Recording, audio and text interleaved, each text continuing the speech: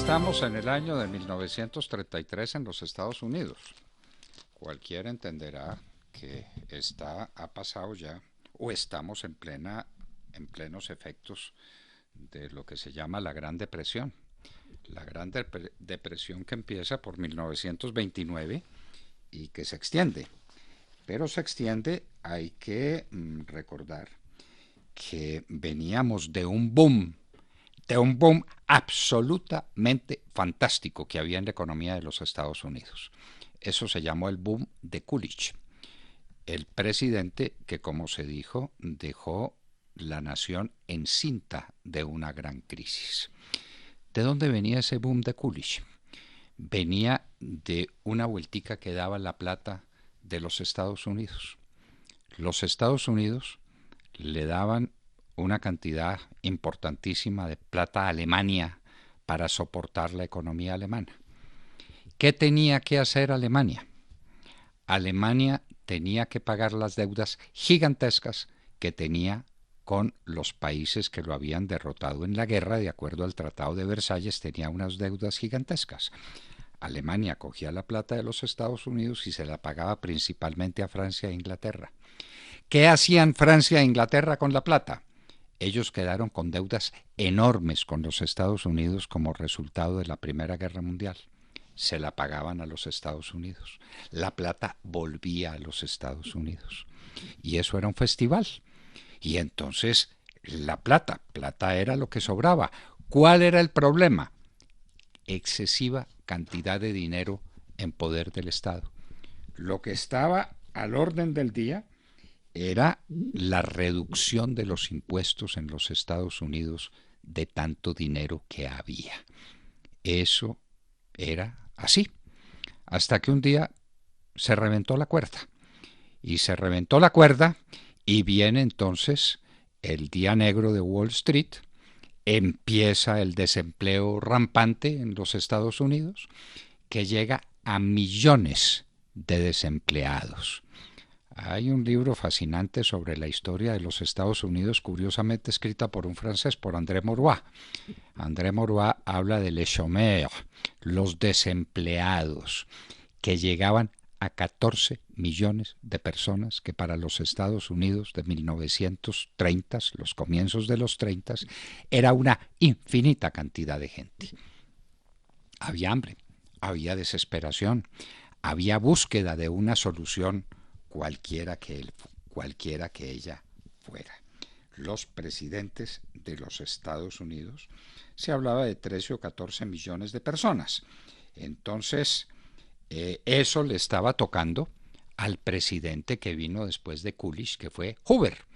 Y entonces Hoover encontró la nación en esa situación y lo que hizo fue, ver cómo las cosas pasaban, pero eso no podía seguir siendo así. Y es cuando aparece en el horizonte el presidente Roosevelt, un presidente que había sido afectado por una crisis de salud terrible porque le había dado parálisis infantil cuando ya era adulto. Difícilmente se sostenía en pie con unas armaduras de hierro, tenía que andar en una silla de ruedas y así recorrió el país para ser primero alcalde de Nueva York con unos resultados pasmosos y con eso quedó catapultado para ser el candidato a la presidencia de los Estados Unidos. Y fue elegido por primera vez en medio de una crisis espantosa. Podía haber tomado varias decisiones. Una, laissez-faire, laissez-passer, las cosas se vuelven a su punto normal por la fuerza de los factores económicos. Lo otro era una decisión radical, irse hacia una solución comunista y que el Estado asumiera todos los medios de producción. Roosevelt tomó un camino intermedio, el camino del intervencionismo, un camino que le abre espacio a una posición económica que sería dominante durante muchos años y que tal vez sigue siendo dominante desde hace tantos años en muchos países de todas las regiones del mundo. Intervenir. ¿Intervenir para qué y por quién? Fundamentalmente en favor de los pobres, de los desprotegidos, de esos chômeurs, de esos desempleados, y abrirles un espacio en todo sentido, castigar las rentas del gran capital. Los llamaron traidor a su clase, los dueños de los capitales de los Estados Unidos, a quienes les puso impuestos gravísimos. También se dedicó a las obras públicas en todos los sentidos, obras públicas, por ejemplo, del tamaño de las obras de las centrales hidroeléctricas que apuntaban a través de la Tennessee Valley Authority para hacer grandes desarrollos energéticos y darle energía más barata a los ciudadanos, o para limpiar estatuas, para lo que fuera. El Estado tenía que ser el gran proveedor de empleo para combatir la miseria. Y todas esas dificultades, porque ustedes se pueden imaginar el nivel de contradicciones y de conflictos que había al interior de los Estados Unidos entre una clase capitalista que se negaba a ser tan duramente golpeada y una clase obrera y popular que tenía fanatismo por el presidente Roosevelt. Y fue cuando el presidente Roosevelt resolvió por primera vez en la historia, además porque el sistema no existía, que fue utilizar la radio, las charlas junto al fuego.